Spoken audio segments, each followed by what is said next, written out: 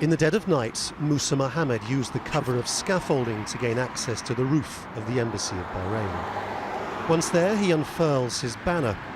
"I'm risking my life to save 2 men about to be executed in the next few hours," it reads. We did many protests. We do send them letters for the human rights organization and the UN as well. It doesn't stop. But I feel in my heart there's something I can't do to save their life. That's why I went to the rooftop of Bahraini embassy. Shortly afterwards, the police arrive, and for a good 10 minutes, nothing much happens as they try to work out how to handle the situation.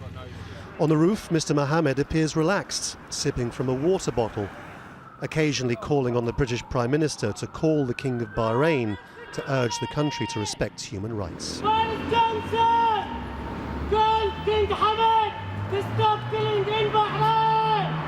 But suddenly everything changes. A figure appears on the roof next to the protester. The police response alters dramatically. Look at it again. It's at this point that Mr. Mohammed says he was beaten with a stick and almost forced off the roof. Mr. Mohammed can be seen being pulled from the ledge to the ground. During this time, he says he was threatened with being beaten to death. "We will throw you from here as a sheep, and no one is going to help you here."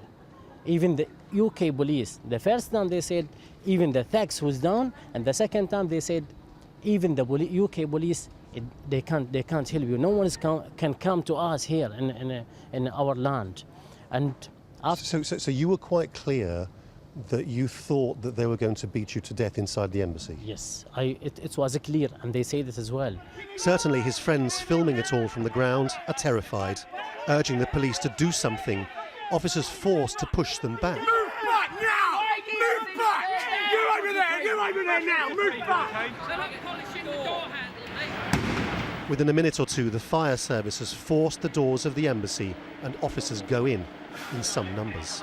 The embassy has said it regards Mr. Mohammed's protests as being in support of what it describes as terrorists, and in the end, what happened on the roof is their word against his. But what was extraordinary was the police response, because officers plainly were so concerned about Mr. Mohammed's safety that they had no compunction in breaking every rule in the diplomatic handbook and ordering the forcing of the doors of the embassy of another country. Mr. Mohammed says when the embassy staff realized the police were in the building, their attitude changed entirely. The third man, he told them, fourth man, the police breaking the door. And before that... And that's when they stopped attacking you, is it? Yes, exactly. So he told them, don't beat him. As for the 2 men Mr. Mohammed was protesting for, their executions went ahead as planned, amid allegations that they'd been tortured in jail. And in London, an indication of how concerned the police are about what might happen to protesters inside the walls of the embassies of Gulf states. Laurence Lee, Aljazeera, London.